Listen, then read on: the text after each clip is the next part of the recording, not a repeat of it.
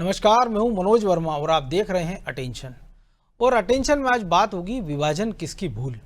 जी यह सवाल इसलिए क्योंकि भारत का बंटवारा वो जख्म है जो आज़ादी के साथ मिला और कई साल तक हरा रहा। लेकिन अब उसी बंटवारे पर लिखा गया नया पाठ कई सवाल खड़े कर रहा है। दरअसल NCERT ने 2 नए मॉड्यूल जारी किए हैं जो देश के बंटवारे पर आधारित है। इसमें कांग्रेस को विभाजन का जिम्मेदार बताया गया है, लिहाजा इस नए कंटेंट पर कांग्रेस ने आपत्ति जताई है और उसे इतिहास के साथ छेड़छाड़ बताया है। तो बीजेपी का कहना है कि बच्चों को सच्चाई जानने का पूरा हक है। लेकिन अब सवाल ये है कि क्या बच्चों को इतिहास की सच्चाई पढ़ाई जाएगी या राजनीति से रंगा हुआ इतिहास। और NCERT के इस कदम के क्या मायने निकाले जाएं, आज चर्चा इन्हीं सवालों के आसपास करेंगे। लेकिन पहले रिपोर्ट देखिए।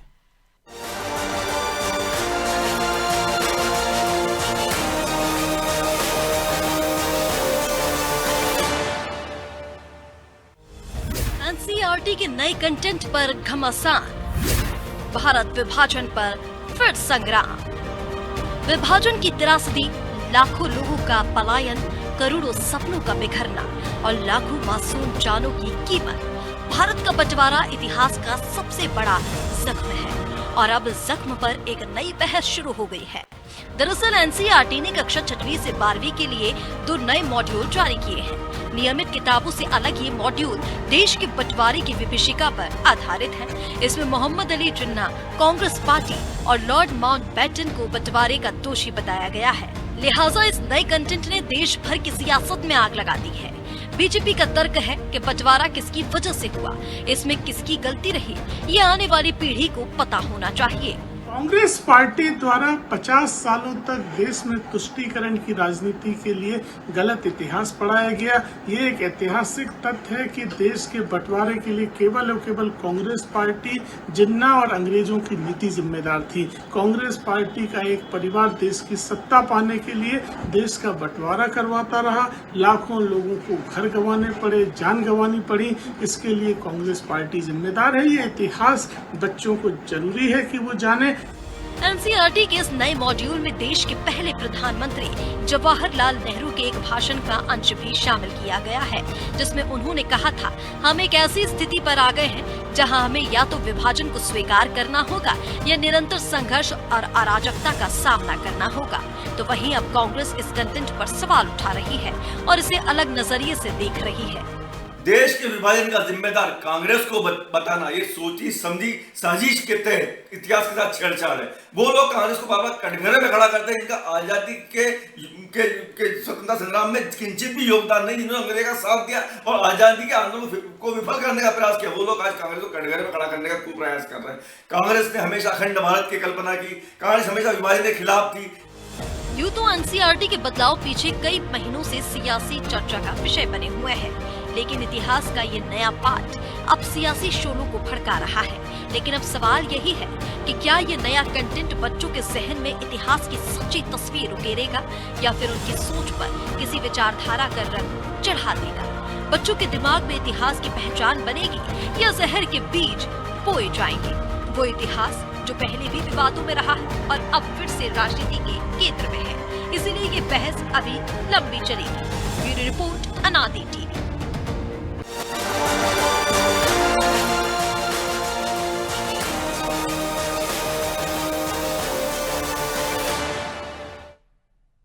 तो इसी पर चर्चा करने के लिए हमारे साथ जुड़ गए हैं वरिष्ठ पत्रकार रमेश शर्मा, शिक्षाविद डॉक्टर गिरीश मेहराल और हमारे सहयोगी ब्रिजेश चौक से। बहुत स्वागत है गिरीश जी आपका भी और रमेश जी आपका भी। तो सबसे पहले गिरीश जी आप ही के पास कि अगर 6वीं से 12वीं तक NCERT को ये पढ़ाने की ज़रूरत पड़ रही है, भले मॉड्यूल के जरिए सही, तो क्या ज़रूरत पड़ी है और क्या इससे वाकई में जो इतिहास की सच्ची कहानी है वो छात्रों के सामने आ पाएगी या केवल एक राजनीतिक एजेंडे के तहत ये किया जा रहा है?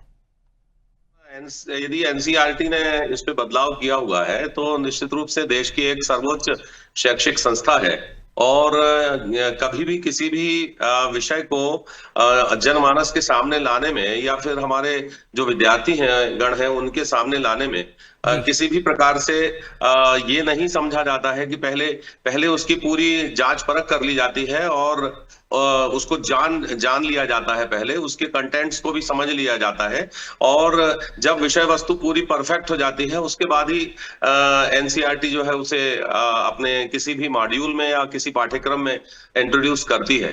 तो मैं समझता हूं कि बच्चों को इतिहास के वास्तविक इतिहास के बारे में जानना ये बहुत जरूरी है, बहुत ही ज्यादा जरूरी है। जैसे स्वतंत्रता संग्राम के विषय में हम सब जानते हैं, लेकिन उसके बाद विभाजन की जो पराकाष्ठा रही है और विभाजन की जो पीड़ा रही है उसके बारे में भी हमें जानना बहुत ज्यादा आवश्यक है। और जो एनसीईआरटी ने मॉड्यूल के माध्यम से किया है वो उसका एक ये प्रयास है कि लोग सच्चाई को जान सके कि सच्चाई क्या है। तो सर ये भी है ना, बेहतर होता फिर मॉड्यूल की जगह अगर मूल पाठ्यक्रम में पढ़ा दिया जाए। और दूसरी एक और बात है कि आज़ादी के बाद से हम 79 साल हो गए हमारी आज़ादी को, अभी हमने कल ही 15 अगस्त मनाया, उसके बाद अब इसकी जरूरत क्यों? ये तो फिर हमको जो विभाजन की विभीषिका है वो तो पहले साल से पढ़ाई जाना चाहिए। तो बीजेपी ने भी कुछ साल पहले से विभाजन दिवस मनाना शुरू किया 14 अगस्त को, इसलिए सवाल उठ रहा है। बिल्कुल बिल्कुल, ये बिल्कुल निश्चित था कि देखिए विभाजन की विभीषिका या पीड़ा जो उस समय हुई है वो इतनी ज्यादा हुई थी कि हमारे अपने जो कहना चाहिए व्यक्ति थे वो एक दूसरे से बिछड़ गए थे। उस समय जब देश का विभाजन हुआ तो विभाजन के विषय में सही जो बात जनता के सामने या जनमानस के सामने आना चाहिए थी वो नहीं आई। तो इसलिए एक्स्ट्रा मतलब आधार पर, जिसको अतिरिक्त आधार पर हम कह सकते हैं, एनसीईआरटी को ये निर्णय लेना पड़ा कि हम किसी मॉड्यूल के जरिए जो है भारत के स्वतंत्रता संग्राम या भारत में विभाजन की विभीषिका को हम जनमानस के और हमारे विद्यार्थियों के सम्मुख ला सकें। तो इसको ये जरूर है कि इसे बिल्कुल प्राइमरी और मिडिल लेवल के स्कूल से लेवल से ही चालू किया जाना जरूरी है, तभी जाकर के हमारे विद्यार्थी जो है हाई स्कूल और हायर सेकेंडरी लेवल तक इस बात को समझ पाएंगे कि वास्तव में जो है विभाजन जो हुआ था उनके कारण क्या थे और किन कारणों की वजह से हमें विभाजन की आवश्यकता पड़ी। अन्यथा विभाजन जैसा कहीं कोई मामला था ही नहीं। हमारा देश एक छत्र हमारा देश होता, कहने का मतलब। जी, लेकिन सर विभाजन हुआ ये तो एकदम कड़वी सच्चाई है, लेकिन जो इसको पॉलिटिकल नजरिए से जो देखा जा रहा है, जी, क्योंकि सिलेबस तो विद्यार्थियों के हित के लिए कि अगर आप भी चाह रहे हो और हम भी जानते हैं कि जो लोग इतिहास से सबक नहीं लेते हैं फिर इतिहास उनको भुला देता है। तो अगर हम इतिहास बच्चों को पढ़ाना चाह रहे हैं तो फिर इसमें राजनीतिक दृष्टिकोण से इसको क्यों देखा जा रहा है? नहीं, बिल्कुल राजनीतिक दृष्टिकोण से देखना किसी भी कीमत पर तर्क संगत नहीं है। मेरा ऐसा मानना है कि जब आप किसी नए बिंदु को इंट्रोड्यूस कराने जाते हैं, या वो विभाजन का ही क्यों ना हो या किसी और बात का हो, तो सबसे पहले हमें ये स्वयं सुनिश्चित करना होता है कि हम जो बात सामने रखने जा रहे हैं उसमें सच्चाई क्या है। और निश्चित रूप से इसको राजनीति के साथ मिलाकर देखना तर्क संगत नहीं है। मैं नहीं मानता कि ये तर्क संगत होना चाहिए, इसलिए कि राजनीति अलग है और ये चीज अलग है। क्योंकि जो शैक्षिक पाठ्यक्रम को निर्धारण करने और उसके साथ में किसी भी प्रकार के इतिहास इत्यादि के वहां भी उनके पास भी बड़े बड़े इतिहासवेत्ता हैं जो इस बात की परिकल्पना करते हैं कि वास्तव में पहले क्या हुआ था और क्या होना चाहिए था। तो वो सम्मुख लाना कोई मतलब राजनीति नहीं है, वो तो एक शिक्षा का एक अंग है। लेकिन आपको नहीं लगता कि निकट भविष्य में फिर हमको बांग्लादेश के विभाजन के बाद की परिस्थितियां और आज के जो बांग्लादेश है उसके बारे में भी एक सिलेबस पढ़ाया जाना चाहिए? क्योंकि जिस आदमी ने बांग्लादेश के निर्माण में योगदान दिया, भारत तो अपनी जगह जो बांग्लादेशी थे उनकी मूर्तियों को तोड़ा जा रहा है, प्रतिमा खंडित हो रही, नोटों से हटाया जा रहा है, तो ये भी बताता है ना कि अगर आप एक राष्ट्र जरूर बन सकते हो, लेकिन अगर आपने उसको मजबूती से नहीं संभाला या आपके राष्ट्र निर्माताओं का आपने सम्मान नहीं किया तो फिर आपके देश की दुर्गति बांग्लादेश जैसी भी हो सकती है। बिल्कुल ये बात तो बिल्कुल मैं मतलब एग्री करूंगा। किसी भी देश में यदि इस प्रकार की विध्वंसकारी ताकतें जो है यदि राष्ट्र बनने के बाद उभर कर सामने आती हैं और वो राष्ट्र निर्माताओं का अपमान करती हैं, राष्ट्र निर्माताओं के निर्देशों का या उनके संदेशों का, उनकी विचारधारा का अपमान करती हैं और किसी भी तरीके से कर सकती हैं, तो वो तो किसी भी देश में हो सकता है, ऐसा कुछ भी नहीं है। वास्तव में हमें अपने देश के प्रति समर्पित होना चाहिए। और आज भारत की स्थिति तो बड़ी मजबूत है इस मामले में, लेकिन फिर भी चूंकि बांग्लादेश भी ऐसा हमारा पड़ोसी मतलब देश है, लेकिन फिर भी एक स्थिति हम ये देखते हैं कि हमारे छोटे छोटे जो ये देश जो बने या इनमें विभाजन हुआ, तो ये आप जान रहे हैं कि भारत की स्थिति और इन दोनों ही कंट्रीज की स्थिति जो है बहुत ज्यादा खराब है, बहुत ही ज्यादा खराब है। इस हिसाब से ये हम मानते हैं कि वहां जो आंतरिक दंगे हो रहे हैं, कहीं ये हो रहे हैं, तो ये तो वास्तव में वहां के सरकार की असफलता है या वहां के मतलब नीति नियामकों का एक दृष्टिकोण है, इसी के कारण ये सब हो रहा है वहां पर। ठीक है ना जी। शर्मा जी, आप कैसे देखते हैं, क्योंकि कांग्रेस ये कह रही है कि जो राजनीति के हम इतिहास की जो बात है कि इतिहास का सबसे बड़ा विलेन जो है आरएसएस है, और पहले बीजेपी के तमाम सारे नेता विभाजन के लिए नेहरू को दोषी ठहराते रहे थे, और अब एनसीईआरटी में बताया गया कि कांग्रेस पार्टी, तो उसमें उसके तमाम सारे नेता आ गए जो उस समय लीड कर रहे थे, क्योंकि हम किसी एक को तो छोड़ नहीं सकते हैं क्योंकि पूरी पार्टी पर ब्लेम है। देखिए, मोटे तौर पर ये जो आया है, ये मेरी दृष्टि में पहले पाठ की दृष्टि से ये ठीक है, क्योंकि जब भी हम पढ़ाई शुरू करते हैं तो सबसे पहले मात्राएं नहीं पढ़ाई जाती, अमर घर चल ऐसा पढ़ाया जाता है, या मान लीजिए जब साइंस पढ़ाया जाता है तो सबसे पहले ये कहा जाता है सबसे छोटा तत्व एटम है। उसके बाद जब बच्चा एटम को समझ लेता है तो फिर उसको डिकम्पोज किया जाता है, इलेक्ट्रॉन, प्रोटॉन, न्यूट्रॉन समझाए जाते हैं। इतिहास में अगर हम देखेंगे तो पहली दृष्टि में इसमें कोई शक नहीं कि भारत विभाजन के लिए कांग्रेस, नेहरू और माउंटबेटन जिम्मेदार हैं। लेकिन अगर हम पीछे जाएंगे तो परिस्थिति ऐसी निर्मित कर दी गई थी कि भारत का विभाजन कोई टाल नहीं सकता था।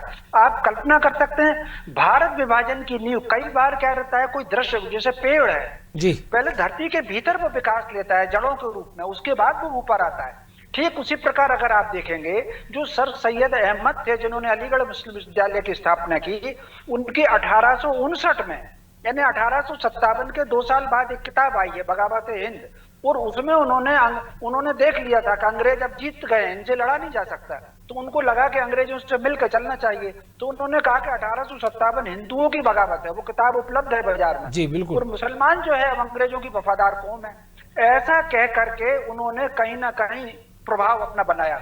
वो फिर इन्हीं सर सैयद अहमद की 1887 में एक भाषणों की एक किताब है जो इस समय वो उपलब्ध है, और उसमें उन्होंने कहा कि हिंदू और मुसलमान 2 राष्ट्र हैं, वो दोनों मिलकर नहीं रह सकते, मुसलमानों को राष्ट्र मिलना चाहिए। 1905 में जो बंगाल का विभाजन हुआ था वो सांप्रदायिक आधार पर हुआ था, जिसका विरोध चला खूब, और उसी बंगाल में ढाका नवाब ने 1906 में मुस्लिम लीग के गठन की प्रक्रिया शुरू हुई, मुस्लिम की लीग का गठन हुआ, और मुस्लिम लीग के गठन में भी ये बात हुई मुसलमानों के लिए अलग राष्ट्र, उसमें हालांकि पाकिस्तान का नाम नहीं आया था। अब यहाँ पर आप देख लीजिए, मुस्लिम लीग ने योजना पूर्वक कुछ स्लीपर सेल अंग्रेजों में छोड़े और कुछ स्लीपर सेल कांग्रेस में छोड़े। कांग्रेस ने निर्णय ये ले लिया दोहरी सदस्यता का कि मुस्लिम लीग के सदस्य कांग्रेस में भी रह सकेंगे। मोहम्मद अली जिन्ना 1921 तक कांग्रेस के भी सदस्य रहे हैं। इसी तरीके से अली बद्दुओं में से एक शौकत अली थे, वो मुस्लिम लीग के संस्थापक सदस्यों में भी थे, और उन्हीं के कहने पर गांधी जी ने खिलाफत आंदोलन को असहयोग आंदोलन से जोड़ा था। ये आप क्रम से देखते चलिए कि किस प्रकार कुछ स्लीपर सेलों ने बनाया। फिर 1931 में जो लाहौर में अधिवेशन हुआ मुस्लिम लीग का, उसमें स्पष्ट रूप से पाकिस्तान की बात आई, और 1940 में जो अधिवेशन मुस्लिम लीग का हुआ, 1931 में कराची अधिवेशन और 1940 में लाहौर अधिवेशन मुस्लिम लीग का, उन्होंने चेतावनी दी कि अगर हमको राष्ट्र नहीं मिला। अब फिर आगे का घटनाक्रम देखिए, 1945 सितंबर में सेकंड वर्ल्ड वॉर खत्म हुआ है अगस्त 45 में। 45 सितंबर में ही ब्रिटिश प्रधानमंत्री ने ब्रिटेन में घोषणा की कि अब भारत विभाजन और सत्ता हस्तांतरण का समय आ गया है। ये कब की उन्होंने? सितंबर 1946 में। फिर एक कैबिनेट मिशन आया जो आया मार्च 1946 में, यहाँ कैबिनेट मिशन आया, और उसने 3 लोगों से चर्चा की, मुस्लिम लीग से चर्चा की, कांग्रेस से चर्चा की, और जो प्रिंसेस काउंसिल थी राजाओं की उनसे चर्चा की, कुछ लोगों से इंडिविजुअल चर्चा की, और पाकिस्तान का फार्मूला बना। उस फार्मूले में कुछ सीमाओं को लेकर के मुस्लिम लीग असहमत हो रही थी। उसके लिए 16 अगस्त 1946 को उन्होंने उठा करके डायरेक्ट एक्शन किया, उसमें लाखों लोग मरे। और फिर 1947 में माउंटबेटन वो पूरा फार्मूला लेकर के आए, और कुल मिलाकर के वो पाकिस्तान का विभाजन हुआ। कुछ लोग थे जो दूरदर्शी थे, जो दूरदर्शी समझ गए थे कि क्या होगा, उसमें एक अंबेडकर जी थे, उसमें एक सरदार वल्लभ भाई पटेल थे, उसमें सावरकर जी थे, उसमें डॉक्टर मुंजे थे, उसमें डॉक्टर हेडगेवार थे। इन्होंने कहा था कि अगर भारत विभाजन ना हो, और अगर हो रहा है तो बिल्कुल एब्सोल्यूट विभाजन हो। तो कहीं ना कहीं माउंटबेटन और नेहरू जी के बीच में जो युति होती थी, उस आधार पर सरकार निर्णय लेती थी।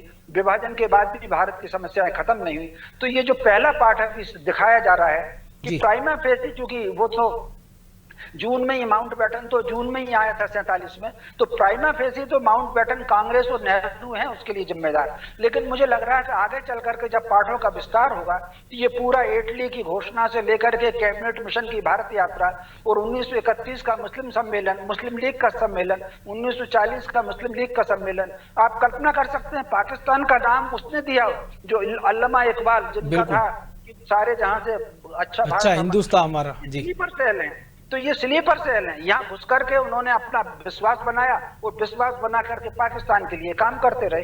जी देखिए शर्मा जी, एक और महत्वपूर्ण है जो अभी एक तथ्य पढ़ाया जा रहा है जवाहरलाल नेहरू का, जो कोट करते हुए कि जिसमें उन्होंने कहा हमें या तो विभाजन स्वीकार करना होगा या फिर लगातार संघर्ष और अराजकता झेलना होगी।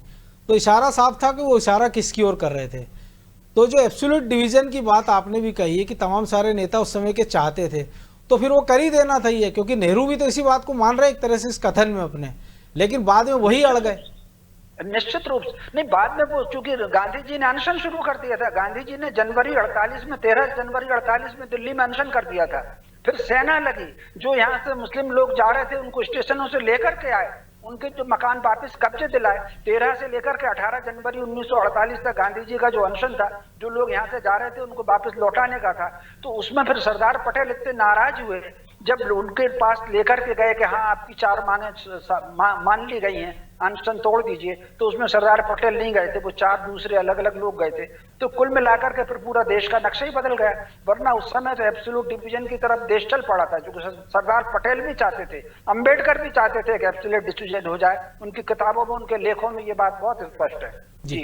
तो अभी हम देख रहे हैं ना कि जो पाकिस्तान के जनरल आसिम मुनीर, वो भी तो 2 नेशन थ्योरी में इसी बात का जिक्र कर रहे हैं, वो भी कि हम हिंदू मुस्लिम एक साथ रह ही नहीं सकते हैं।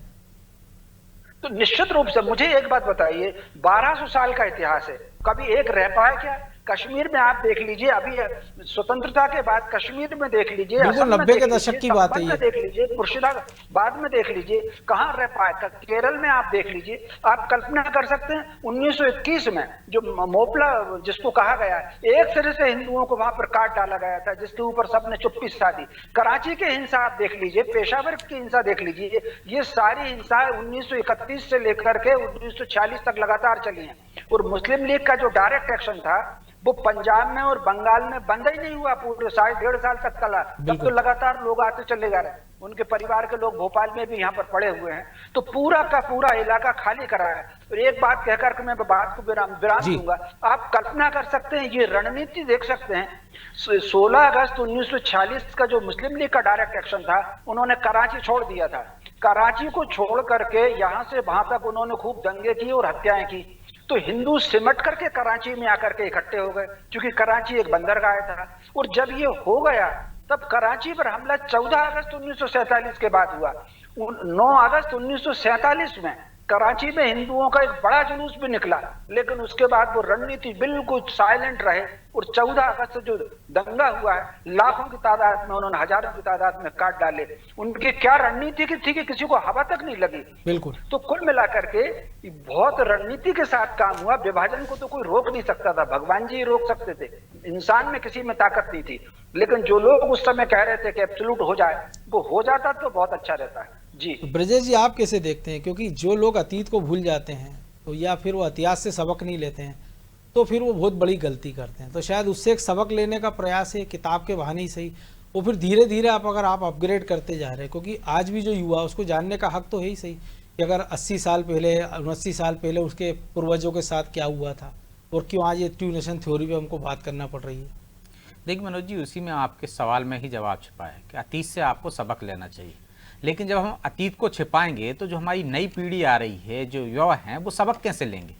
उन्हें वो परिस्थितियाँ क्यों नहीं बताई जाएं कि जब क्या हालात थे, क्यों हुआ, और तो एक मॉड्यूल में है ना पूरे शिक्षा। अब समझने के लिए कोई पूरी चीज़ तो आपको बतानी पड़ेगी ना, क्या आपने सरसरी तौर पर पढ़ा दिया कि भाई बंटवारा हुआ था, बंटवारा क्यों हुआ था, कि जरूरत थी, यह इसलिए तर्क निर्णय दिया ले जाता है कि तर्क वो बीवीसी का थी, हाँ, उसको भूल जाना चाहिए। भूल जाना चाहिए। आप अपनी पिछली जो गलतियां हैं उनको भूल जाएंगे तो दोबारा गलतियां करेंगे, परिस्थितियां वैसी बनेंगी ना। आप वो गलतियां क्यों हुई, चलिए मान लीजिए हुई गलतियां, लेकिन क्या हमें जानने का हक नहीं है क्या, उनसे हमें सबक लेने का हक नहीं है क्या? यदि वो गलतियों से सबक नहीं लेंगे तो केरल में फिर वो गलतियां दोहराई जाएंगी, देश में फिर वो गलतियां दोहराई जाएंगी। बात नहीं होती क्या? राजनीतिक रूप से आप यदि पहले से ही पढ़ा रहे होते तो ये आरोप नहीं लगते। अब बयानबाजी क्यों हो रही, अब ठीकरा क्यों फोड़ा जा रहा है? अब कांग्रेस आज की तारीख में कह रही है, बिल्कुल जो उसी पे आ रहा था मैं, एक और चीज है ना कि जब आप ये कह रहे हैं कि आजादी का क्रेडिट कांग्रेस को, सवाल करते हैं कि संघ का, बीजेपी का कौन नेता जेल गया, और जब ये पूरी इतिहास पढ़ाने लगते तो आप कहते हैं नहीं संघ परिवार उसके लिए दोषी है। अब आप देखिए सिलेबस की बात हो रही है तो क्या कह रही है कांग्रेस? कांग्रेस कह रही है हिंदू महासभा और मुस्लिम लीग की वजह से बंटवारा हुआ, मतलब अच्छा अच्छा गप गप, कड़वा कड़वा थू थू। तो ये नहीं चलेगा ना, गलतियां सबसे होती हैं, गलतियां तो रामराज में भी हुई हैं, लेकिन गलतियों को स्वीकार करना होगा ना आपको। अच्छा ही आपके लिए कि हाँ आपने अच्छा किया, नेहरू जी ने, कांग्रेस ने देश को यहां तक ले आया, सब कुछ अच्छा अच्छा आपने किया। जो गलतियां हुई हैं, जो आपकी कमजोरियां थी, वो भी स्वीकार करना पड़ेंगी ताकि भविष्य में दूसरे राजनेता वो गलतियां ना करें। तो गलतियां स्वीकार करने में क्या है, गलतियां तो हम तो भगवान को भी, जिससे शर्मा जी कह रहे थे भगवान जी भी आ जाते तो शायद ना कर पाते। तो हमने दी महाभारत काल में चले जाएं, रामायण के दौर में चले जाएं, तो यदि आपका नजरिया होगा तो आप कहेंगे साहब एक व्यक्ति के कहने पर सीता को वनवास क्यों दे दिया, गलती थी, वो तो जानते थे सब। तो ये बहुत सारी चीजें ऐसी होती ना। महाभारत में भी आप कह सकते हो कृष्ण ने ऐसा क्यों किया कि द्रोणाचार्य को आपने युद्ध से हटाया, तो ये भी खामी थी, उनकी गलती, लेकिन नजरिया आपका है कि सही दिशा में आप काम कर रहे हो। राम का नजरिया अलग था कि उन्होंने क्यों जनता के हित की बात कर रहे थे ना, इसलिए आपका नजरिया होना चाहिए। अब आप कह रहे हैं कि साहब वो गलतियां नहीं थी हमसे, अरे भाई गलतियां तो भगवान ने भी की हैं, यदि आप मानो तो उनको कि गलतियां कर रहे हैं वो, लेकिन जी वो किस उद्देश्य से कर रहे हैं। तो आपका उद्देश्य क्या? आपका उद्देश्य था सत्ता पाना, आपका उद्देश्य था कि आप प्रधानमंत्री बने, आपका उद्देश्य था कि आप उसके अगुवाई करें। आप चाहते तो दूसरे को कमान सौंप देते। लेकिन वो तो आप उसके बाद भी कर सकते थे ना। शर्मा जी वक्त की बहुत कमी है, क्योंकि अभी इसलिए मुझे चर्चा को ही विराम देना होगा, फिर कभी इस मामले पर हम चर्चा करेंगे, फिलहाल अभी इतना ही। तो निश्चित तौर पर विभाजन किसकी भूल है, ये भूल किसकी है? अब अतीत में कोई किस पर आरोप लगाता है, उद्देश्य ये नहीं, लेकिन ये कि अतीत से हमको सबक तो लेना होगा, और इतिहास के सही परिप्रेक्ष्य को सही समय पे बच्चों को पढ़ाना भी इतना ही जरूरी है जितना कि जो आज का इतिहास है उसको पढ़ाया जाना। अटेंशन में आज इतना ही, मुझे दीजिए इजाज़त, और आप देखते रहिए अनादि टीवी। नमस्कार।